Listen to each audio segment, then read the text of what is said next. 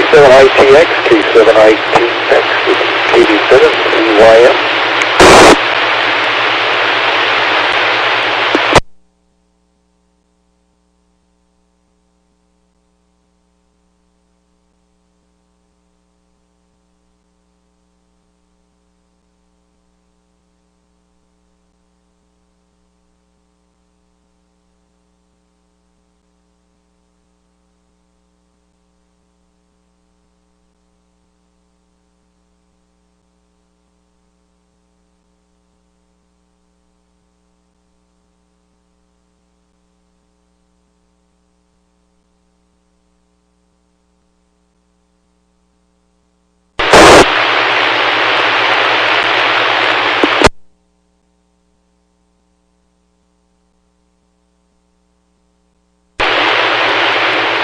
K7ITX, K7ITX, KD7CYM.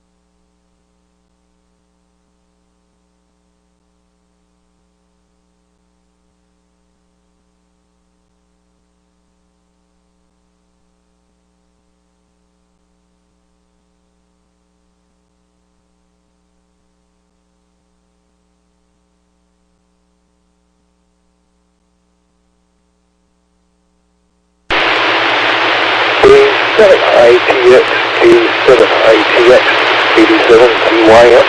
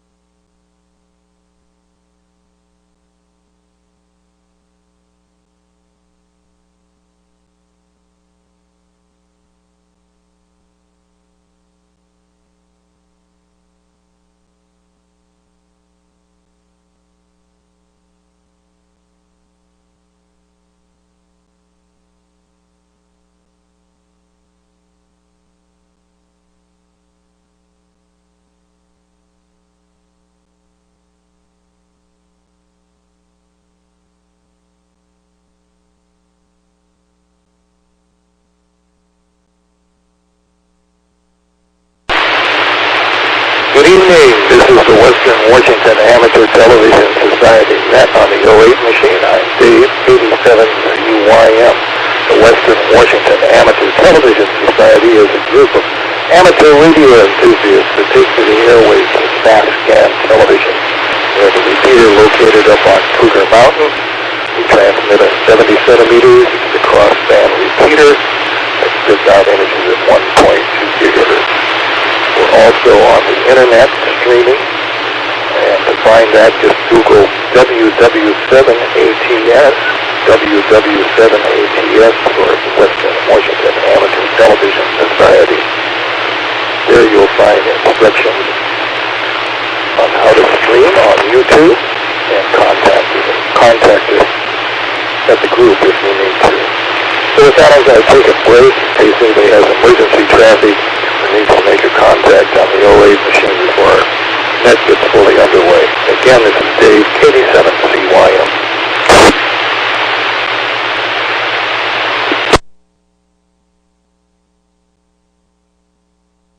Connected N7KC. Doing that again, this is the Western Washington Amateur Television Society net on the 08 machine. I'm Dave, KD7CYM. So far checked into the net this evening is Ron, KD7QKU, Lee, N7KC, Bert, N7CS, Bob, K9PQ, Richard, K7ITX,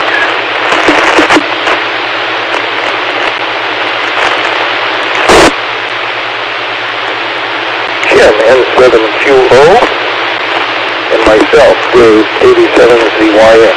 Is there anybody else who would like to check into the net?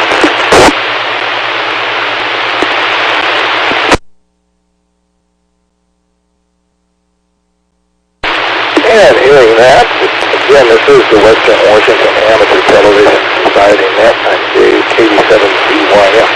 I did get a text from Ron saying that he wasn't going to attend the meeting tonight because he had a section in his neighborhood he wanted to go to, but I see he signed on video-wise, so I'll check him in as now. So let's see if we can go to Ron.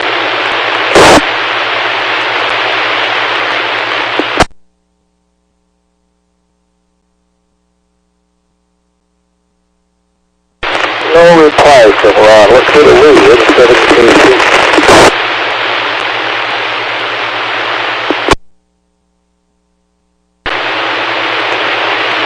Okay, Lee, N7KC. Am I in? Okay, alright. Well, I'm on my PC. Hello all, including Kevin Jim, and yeah, I see nothing but Richard's name, so he must be there someplace.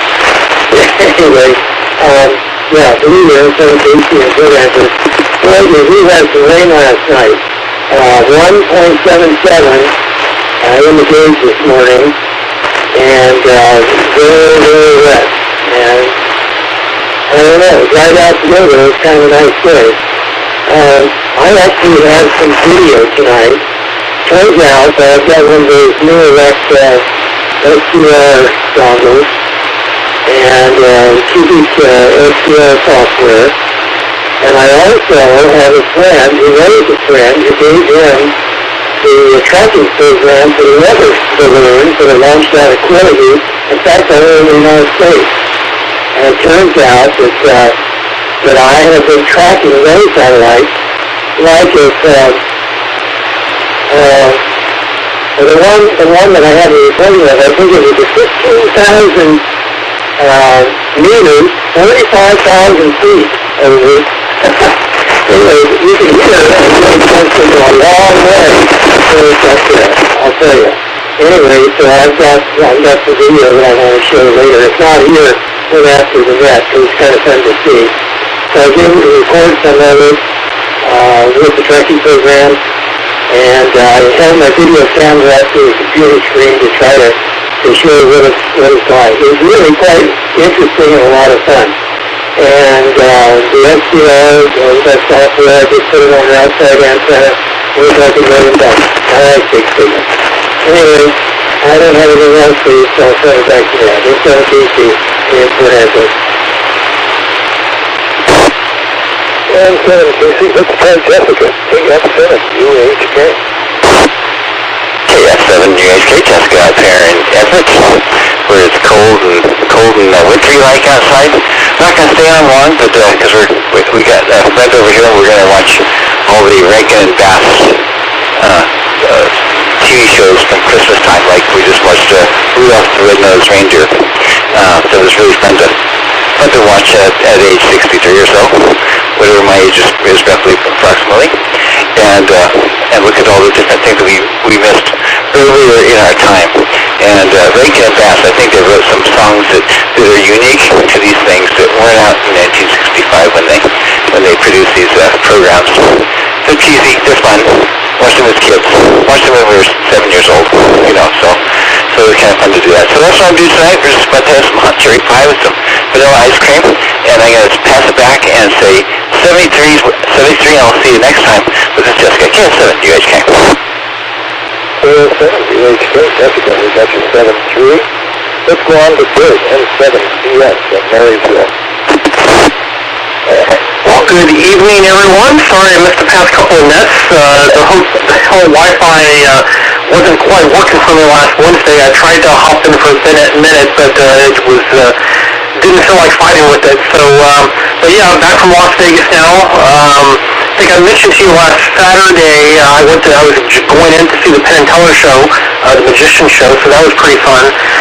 One thing that was kind of unexpected there was. The show was scheduled to start at 9 p.m. and so we got there a bit early, like around 8:15 or so. And they had like a piano player out kind of before the show, just kind of having some incidental music or jazz going on, so that you could get ready for the show. They also had someone playing bass as well, so piano and bass. And then after about 5 minutes of like listening to music, my wife leaned over to me and said, "I think that's Penn playing the bass." And we took about 5 minutes to just kind of figure it out, but it actually was him. He was actually there for playing music for 30 minutes before the show started. And it's like, if you weren't paying attention, you didn't even know it was him. Towards the end, they kind of started focusing the camera on him more, but I just thought that was kind of fun and sneaky how he was out there even before the show started. But anyway, that's probably good for now, more later. This is Bert and Marysville, and 7CS, back to that. N7CS, it's an illusion. Let's go to Bob, K9TQ.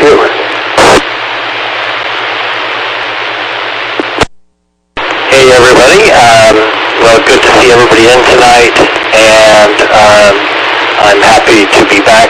So yeah, last Saturday where I was at the Gonzaga, Alabama basketball game at the now called Climate Pledge Arena, used to be Key Arena, and it's pretty impressive, I have to say.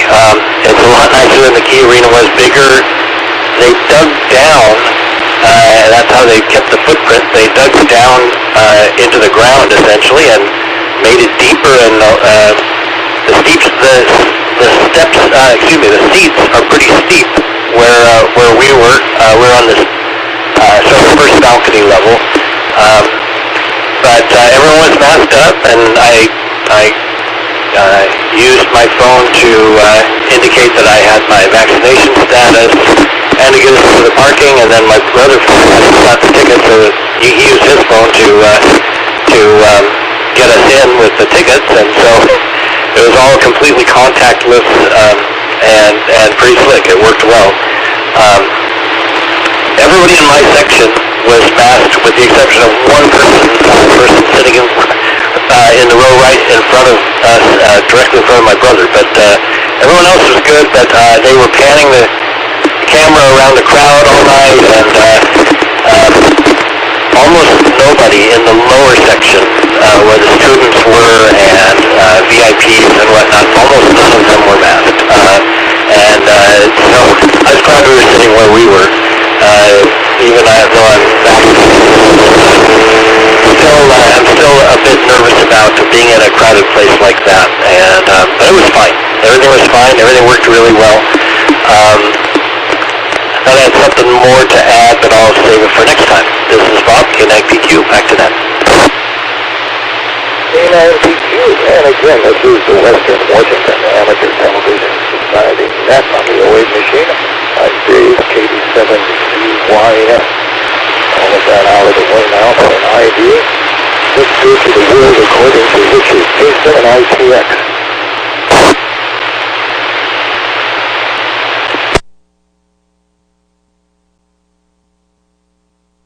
Connected KD7QKU. Connected KD7QKU. Okay, I guess, can everybody hear me okay? All right, hi everybody. Yeah, kind of a little discombobulated. And yeah, for the world according to Richard, that's pretty scary when he is out of sorts. Got kind of a late start. Well, I've been down in Tacoma, had some chores to do with my 89-year-old mother. It's always fun to see her. You know, on her phone, the battery's dead, so she obviously, when I called it, she couldn't answer, but she has no problem answering FaceTime. So, and I think she likes FaceTime better than the phone anyway.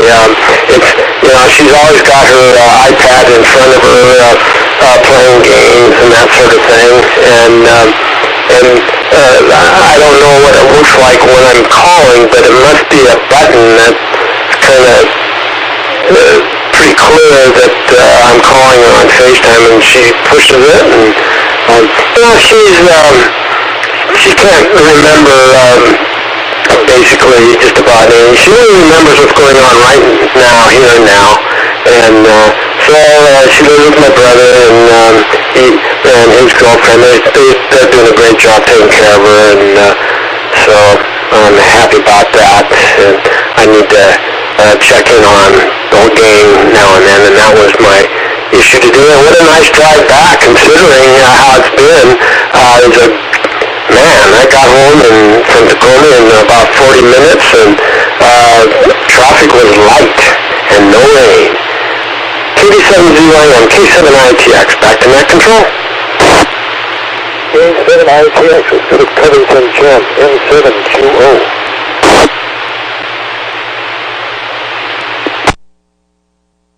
N7QO. Thank you, Dave. Good evening, everyone. Well, most everyone's a little bit scratchy here.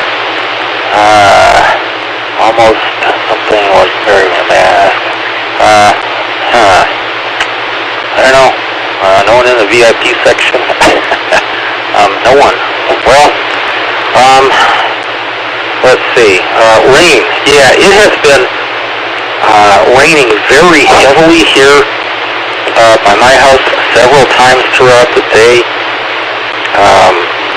Really, I don't have a device for measuring rainfall.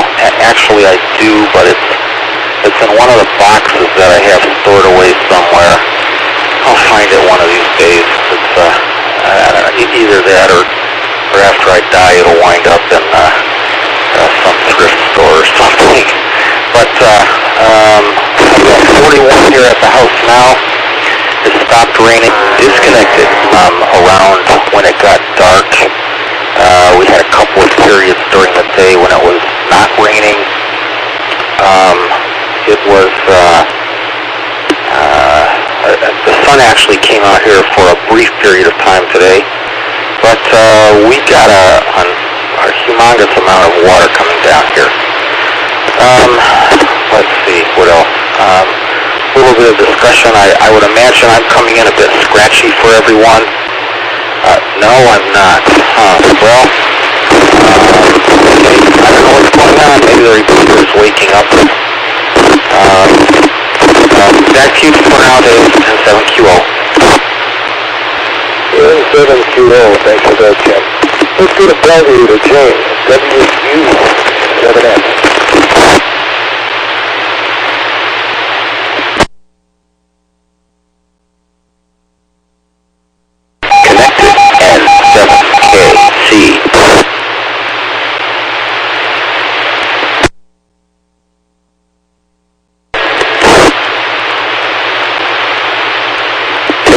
caller tonight, too.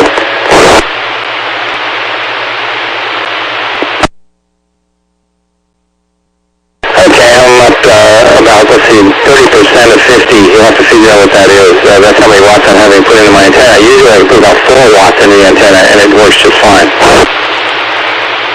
The video signal 1.2 signal coming off Tuba here at my house varies from 0 to 4. I mean, it's almost gone and I can't see it.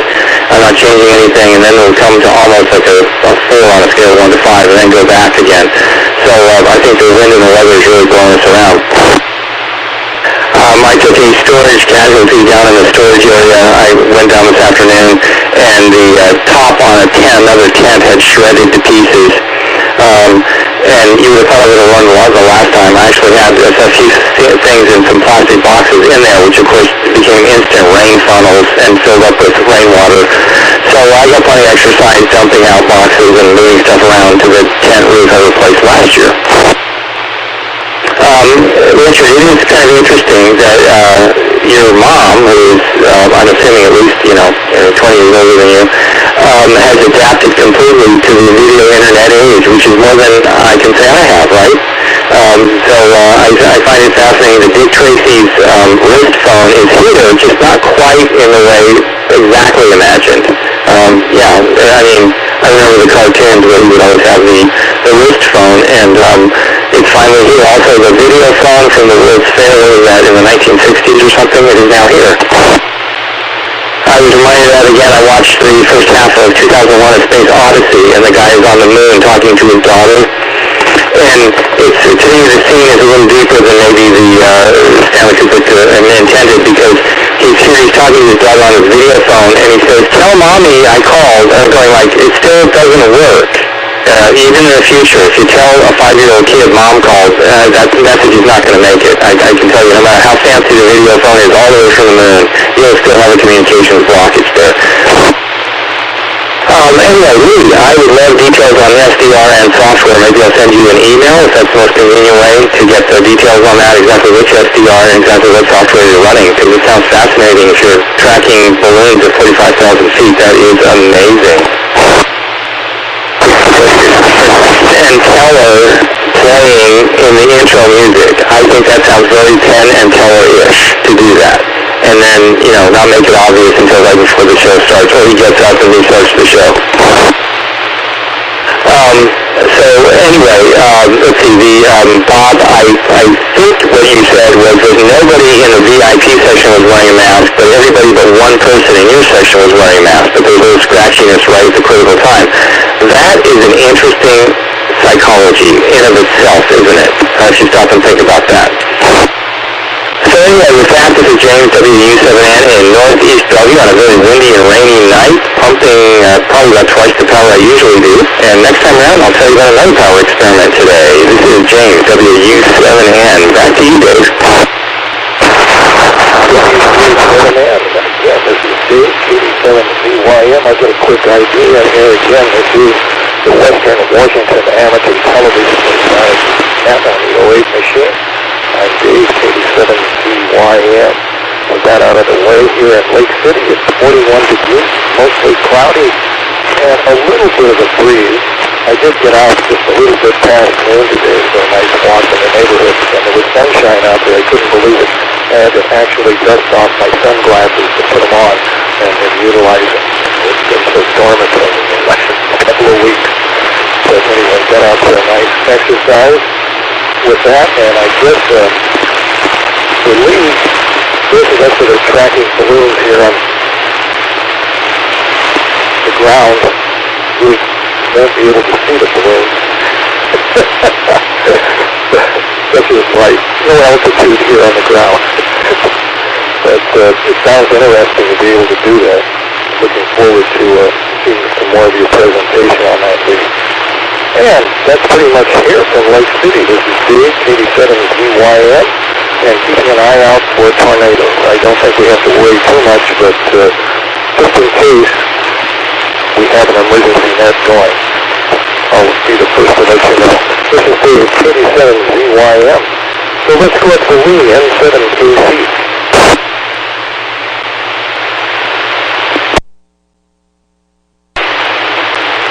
Okay, very good. Let me see if I can,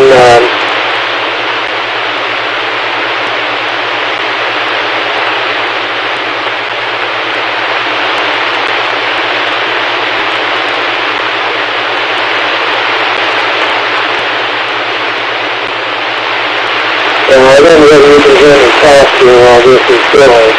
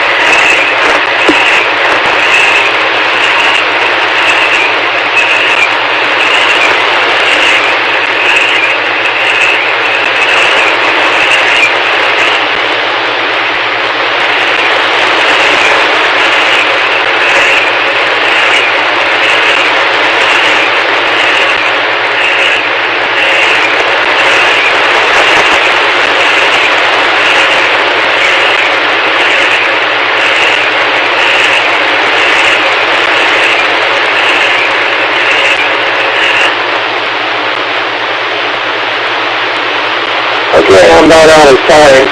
Anyway, that's kind of what it's like. It's, just $1 million. It's going to KC, that's the net. Good, Dave. Oh, thanks for that presentation. It's almost like a heartbeat, but it was amazing how much information gets translated out of all of that with the SDR. Let's move on to Bert, M7CS. Okay, thanks for sharing that, Lee. At first, the sound of that reminded me from like the pulses in the movie Contact. I was trying to count them to see if they were prime numbers or not. And maybe that's why aliens, and that's why people always think weather balloons are UFOs or something. So yeah, that was freaky. But see what else? Oh, James was talking about psychology earlier, about masks and stuff. So give you a report of what it was like in Las Vegas. Since I gave a report about what it was like in Arizona the other day.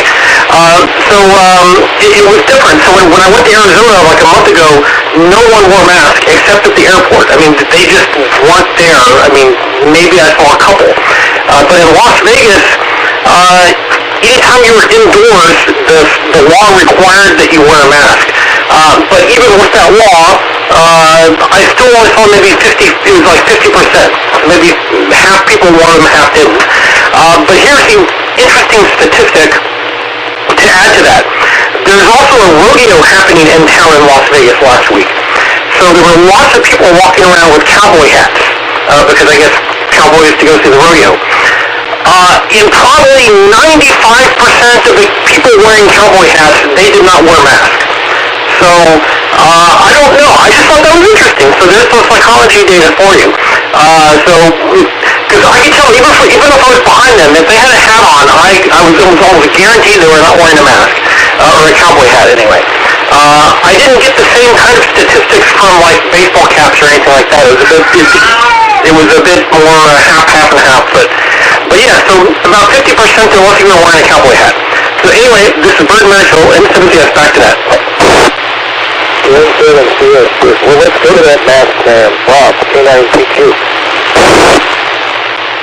Okay, let me get myself switched in here. I forgot that Jessica left us, so I was expecting to wait one more turn. So, should switch over to me in just a second. first of all, Bert, you stole my comment about contact. It did sound like it, and even the signal looked like it. It looked like the same as it looks on contact. I thought that was very cute. As for tornadoes, my sister Ryan lives in Knoxville, and they just lost a tornado there, but they lost power briefly while they were in Costco. The whole place went black briefly. But she said nobody was panicking. She said everybody was really chill at that Costco. And it was only for about 30 seconds. So it came back on, and it was no problem. As for the game, I have one more comment on the game. Yeah, I said VIP, but it was students as well. Mostly students were the ones that I saw not wearing masks. But there were definitely some VIPs down there. And by the way, we also, in this state, as I'm sure you all know, have the same law in effect right now that you must wear masks indoors. And certainly an event like that, you would expect everybody, as with so many people crowded to such small places together, you'd expect everyone to be masked up, so it was a bit surprising to see that.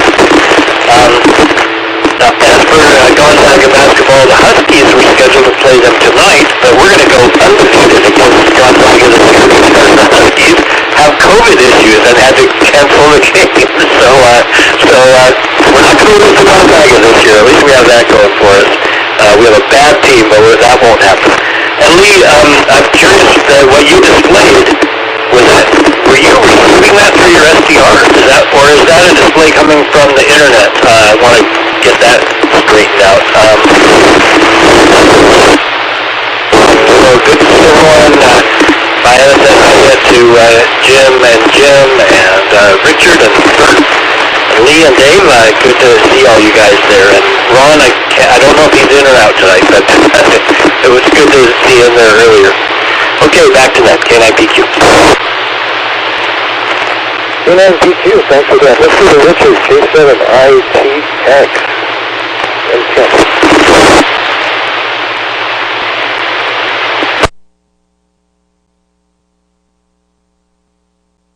K7QJ disconnected. K7QJ link disconnected. K7QJ timeout. All right, well, that was a mouthful. Anyway, Lee, I want to just run out and do it myself now. That was really fun. I guess maybe it was on there. I didn't see it. There's a lot of information you were throwing at us for that short transmission. You must need another set of programs or software or something to decipher all the information that's coming through. I mean, I assume it's going to be barometric pressure, temperatures, ground speed, airspeed, the whole 9 yards. So I'll be curious what your take is on being able to get that information from the transmissions you received from the balloon. And I want to do that, especially it would have been very interesting to have had that ability last night. I watched quite a bit, into the wee hours this morning. I watched on the internet Nashville TV news, and just was blown away by what was going on there. I don't know. It seems to me this could have been one of the biggest tornado outbreaks in our country's history, or at least recorded history anyway. It was pretty weird. I mean, for them to just be going on hour after hour and just know that up. The people there, how could you sleep at night thinking that it could hit your house any second? Holy man, what a mess. And then, of course, other parts of the country were dealing with tons of snow. And then we had actually,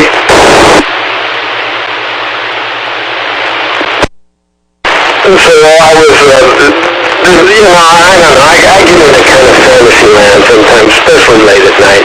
But actually, so I had the TV news audio going out of Nashville, Tennessee, while I was looking at windy.com for the Pacific Northwest.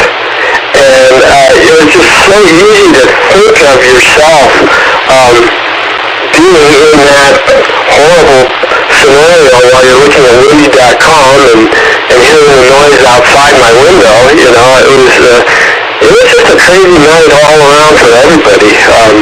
But geez, what we had going on is no comparison to what was going back there in, well, gosh, 4 or 5 different states at the same time, or in succession of each other. So anyway, one last question. And I guess maybe this is more of a comment for looking for Covington Jim, and he's probably addressed this before, but how do the airline pilots avoid these balloons? I noticed a 14,000 altitude with the balloon, and I don't know. It seems like it might be right in your... Well, I know you guys fly a lot higher than that. Maybe that's your answer. It's just that you're a lot higher than these balloons. But I don't think you're going to hit one, for sure. All right, KD70AM, K7ATS, back to net control. K7ATS. Speaking of Jim, let's go to M720.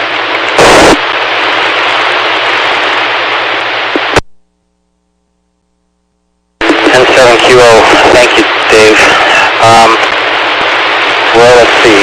First, Bert, thanks for the updates there on Vegas and all that. Thanks for trying to get in touch with us from over there and while you're standing in line for Penn and Teller. That's pretty cool. Yeah, I could kind of picture either of those fellows doing something like that as well. Jim, sorry about your crates. Maybe you ought to see if Dave has any covered boxes, or else exchange the crates somehow. Go to a thrift store and see if you can get plastic boxes with covers rather than just the crates. I don't know.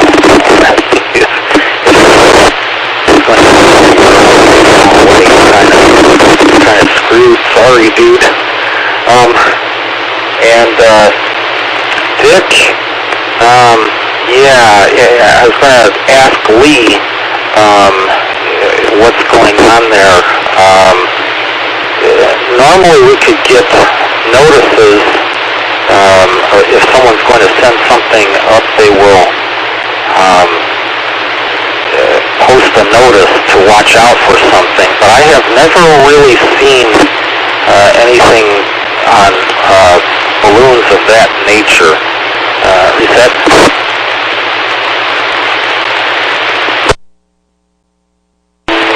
And so I wonder if they are being tracked somehow. I don't know. Obviously, it's displayed on the map there, so someone's tracking them, but I don't know if that information is available to the FAA. Certainly isn't to me. But I could fly little airplanes around there and run into one of those. I wonder how big that balloon actually is. It could really ruin someone's day if you ran into that. Now, for that, I doubt that they're that small, even to carry a payload. Although they might start out smaller, but then expand as they gain in altitude. My wife used to be a weather observer once upon a time, and what they would do is launch balloons and hit a stopwatch and see when they lose sight of the balloon, and that would indicate the base of the clouds.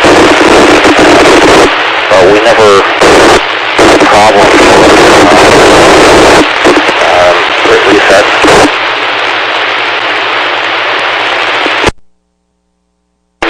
And the only thing I can say that I really ran into is flying along one day, and I saw one of those Mylar balloons, but it was a small thing, maybe of about a foot or so, and it said, I love you or something like that. That wasn't a problem. The airplane ran into some sort of tethered balloon. Maybe it was a kite, I don't remember because it's been a number of years. And the string put a really gouge in the edge of his wing and on the airplane. So obviously he impacted the cord and pulled it for a few feet until it broke. I thought that was kind of interesting. But yeah, if that runs into your engine or something, that could be a problem. I am curious how big those things are and what the payload is. Back to you, Dave, and 7QO. And 7QO, thanks for that. Let's go to Bellevue to James, WW7ATS.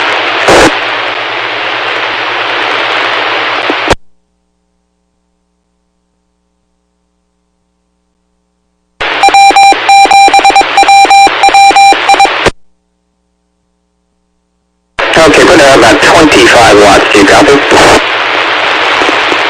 Okay, we'll give this a shot. I have not had to put this much power into this antenna in quite a long time. Lee, I think with that video alone, you could start your own YouTube channel and start a whole national conspiracy. But you have to title it correctly. Mysterious signals on 404.6. They come and go. Take your scanner, if you don't believe me, and tune it to 404.6 and just let it sit there. And I think you're well on your way there. You could just have millions of hits on that. Thank you very much. That's an impressive video. Bert, I got the meow commentary from your cat, and I think that is a fascinating observation with the cowboy hats and the masks. That probably should tell you something about, Americans' political divide and mask divide. That's a very keen observation. Good job, and thank you very much for the report.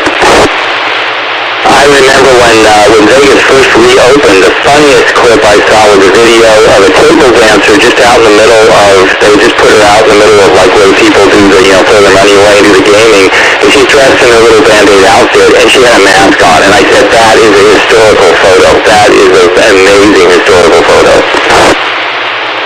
Let's see,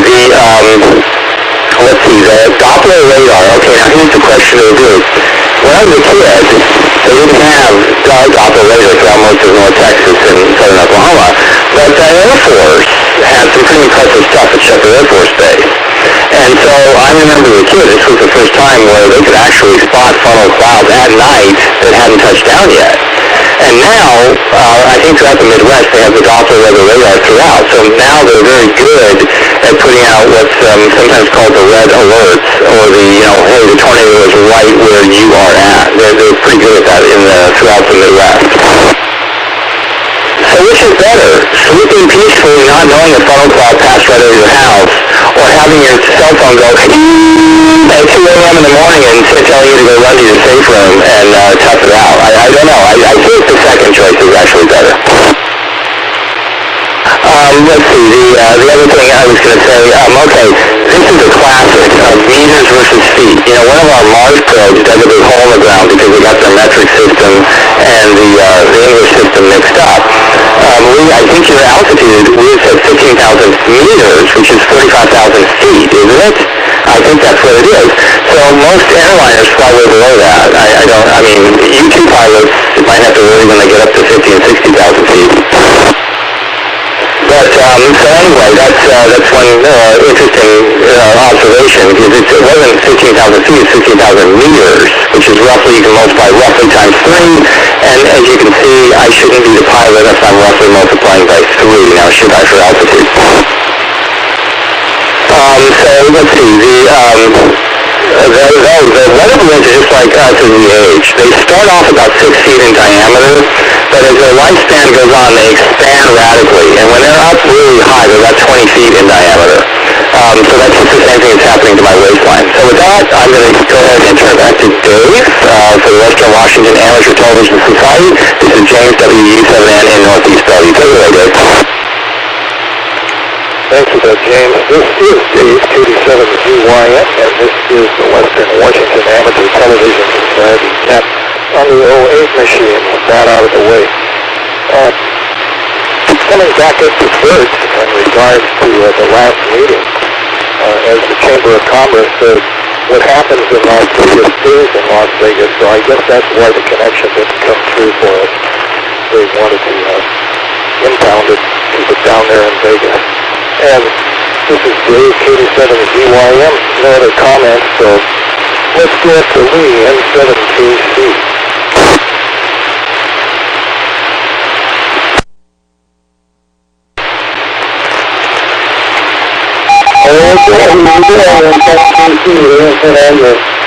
Yeah, that was actually my SDR receiver that was receiving that signal.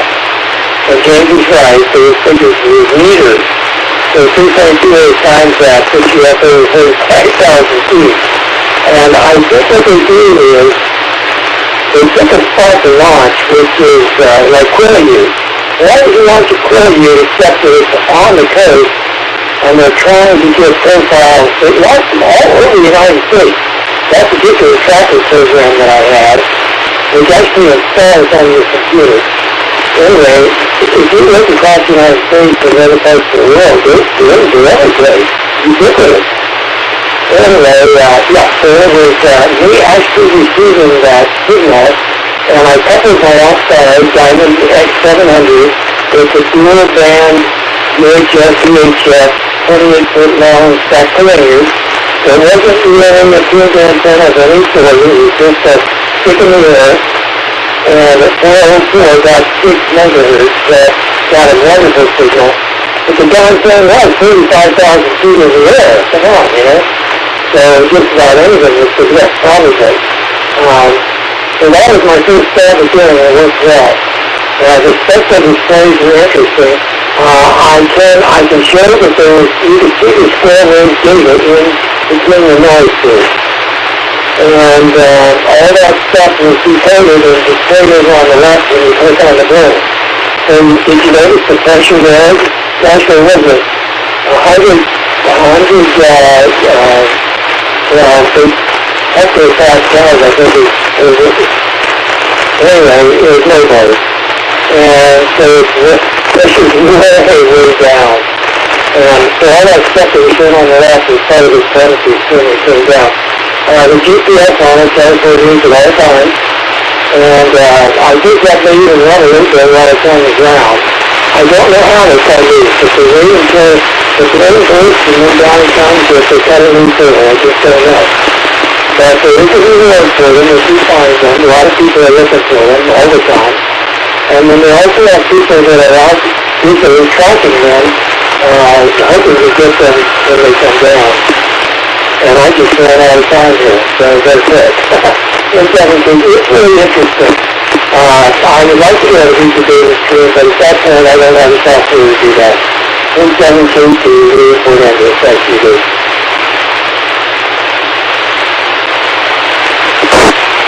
N7KC, thanks for that. Let's go to first. N7CS.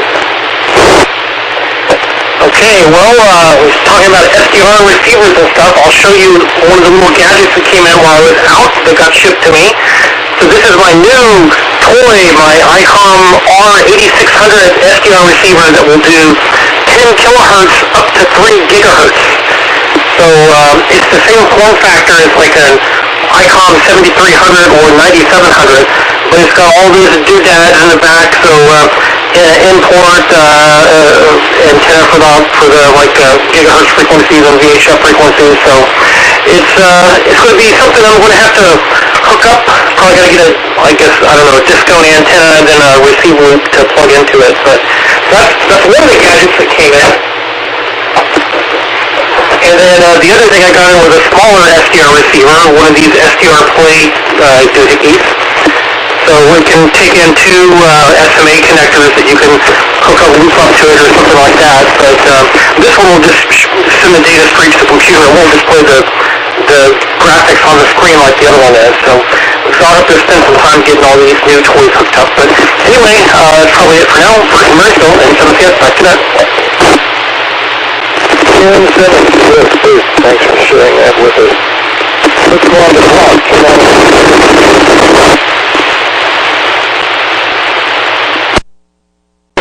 Okay, that last bit was a bit scratchy for me, but let me get myself selected here and saved. And I'll keep an eye out to see if my video comes through this time. I have had some problems in the past with the video connection between my camera. There we go, it's back again. Between my video camera and the grand stream. That's what happened before. I could tell the grand stream was putting a signal out. I could see the text in the lower left that told me that, but my picture wasn't there. So I had a few notes. First of all, thank you, Richard, for windy.com. I had not heard of that, and that is really a cool website. I'm going to be going there pretty often. I wish I'd known about it last night when we had our wind storm here. It blew pretty hard. Nothing came down. Not even any limbs came down, so no issues like that. But it's one of the few things that my cat is terrified of, and so she was hiding. She didn't come out all night, and in fact for a good part of today, because it calmed down. It was supposed to be gone by 10 in the morning, and it calmed down, but then it actually got windy again. We had some pretty gusty times at around noon, I think it was. Nice gadgets you got there, Bert. That looks like a nice new received radio. And as far as the alerts and whatnot, I think people were talking about weather alerts. I assume everybody got the alert when we lost 911, Seattle, and apparently it wasn't just Seattle. First the news was saying Seattle, but it was the whole region. And I happened to be listening to the radio at the time, and we actually got one of those radio tones, and I was expecting it to be, this is a test, this is only a test, but no, it was about that. They actually came out with their, that, whatever that system's called, I should know it, you've heard it enough times, but whatever that system is called that they use on the radio when there's some emergency, I forget. But, yeah, so that might be the first time, even though I lived in tornado country around Chicago, might be the first time I've heard one of those alerts that was not only a test. So with that, of course I got alerts on my phone as well, email, text, and with an app, I think. So yeah, I got it 4 different ways. Back to that, K9PQ. K9PQ, thanks for that. Let's go to Richard, K7ITX.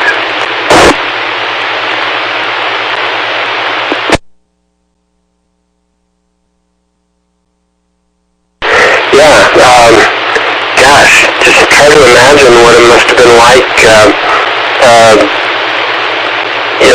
in Hawaii. I guess it was Hawaii, when the alert went off on your phone.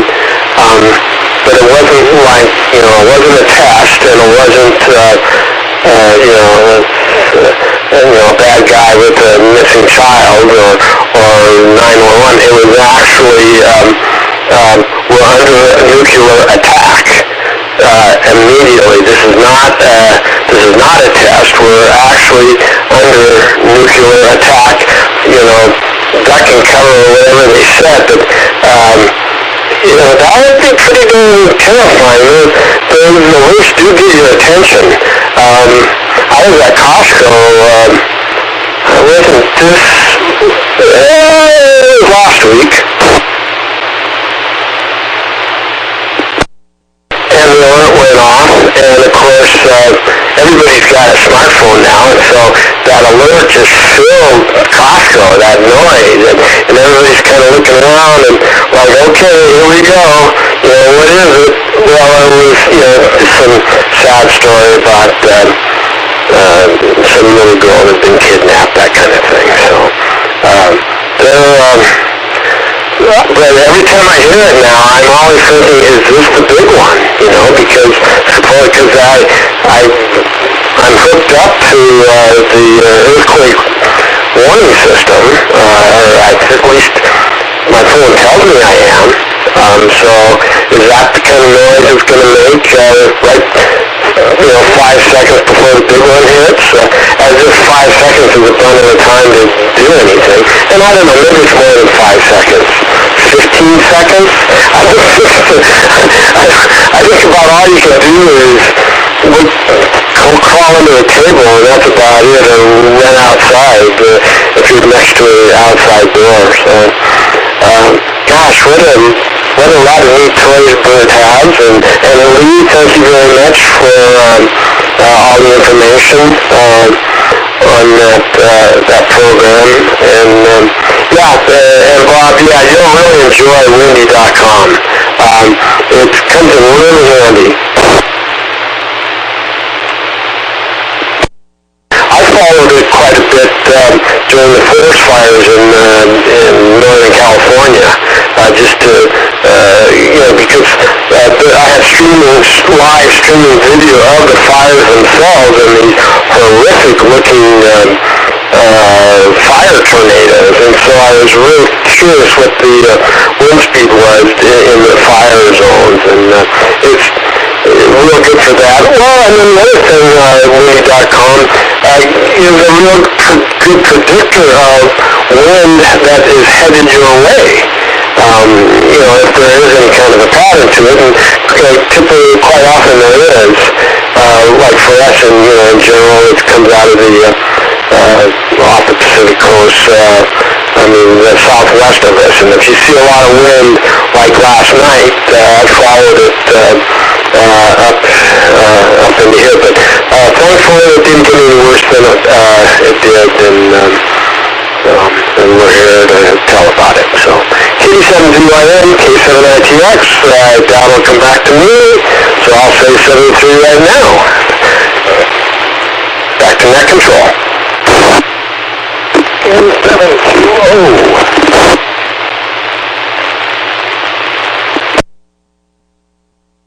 N7QO, thank you, Dave. Well, let's see here. Jim, that was funny. I guess maybe that woman's mask was bigger than any other item of apparel which she had on at the time. Interesting. Okay. That was the word of the picture. Let's see. Dick, Hawaii. Yeah, holy cow.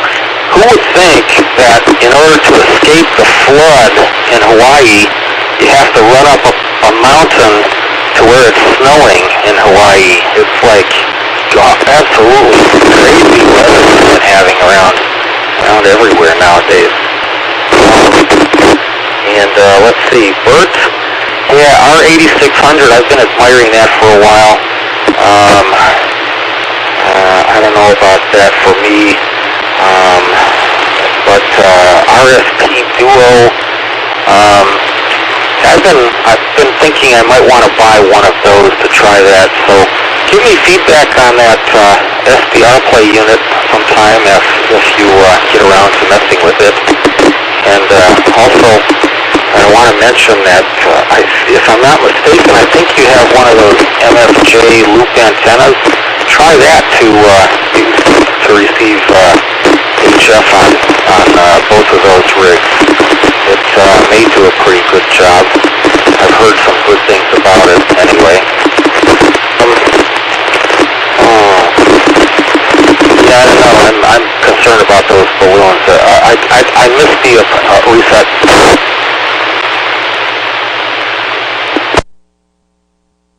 Yeah, I missed the meters versus feet thing. I just kind of made an assumption there. I'll tell you what, I've flown everywhere, and for a long time, there were only two countries that were using meters. It was China and Russia. And when I retired, just not too long ago, only one country is using meters, that's China. Even Russia is using feet now. And that kind of surprises me because I think a lot of their aircraft probably would need a different altimeter or else a conversion chart. That's when I was flying older airplanes that had altimeters only in feet. That's what we had. We had a chart to go from. Okay, they're assigning us whatever 10,000 meters. So how many feet is that going to be? Yeah, that balloon is probably a little higher than even most airliners would cruise. But that's kind of distressing that one can run into one of those. It has to go up sometime and it has to come down sometime. I don't know. I guess I've been lucky. Well, I guess we're just about out of time, so I'll say goodnight to everyone. Thanks for participating. Back to you, Dave, N7QO.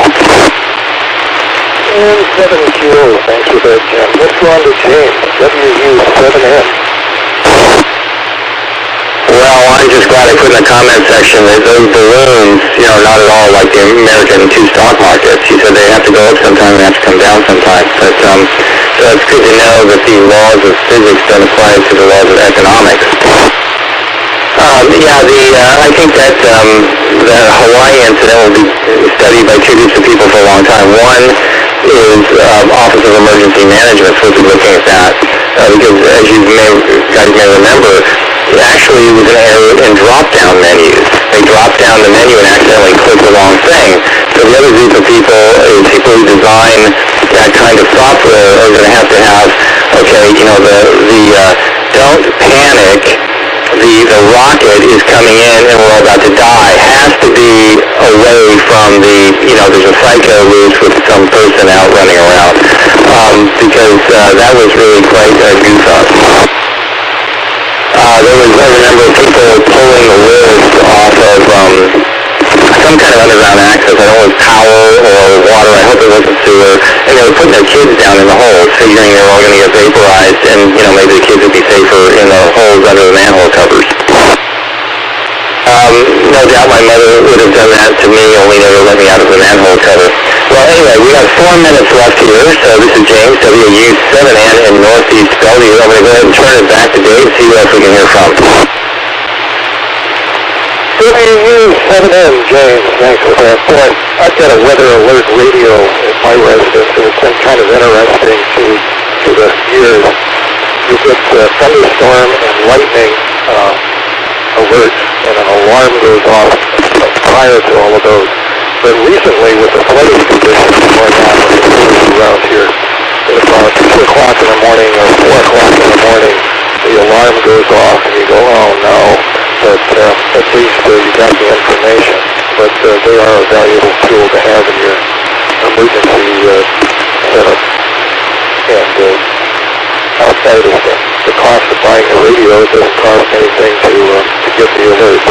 They come very rapidly. And that's about it. This is Dave, 87DYN. I think we got time for one more. We can go to N7AC. Put in to us.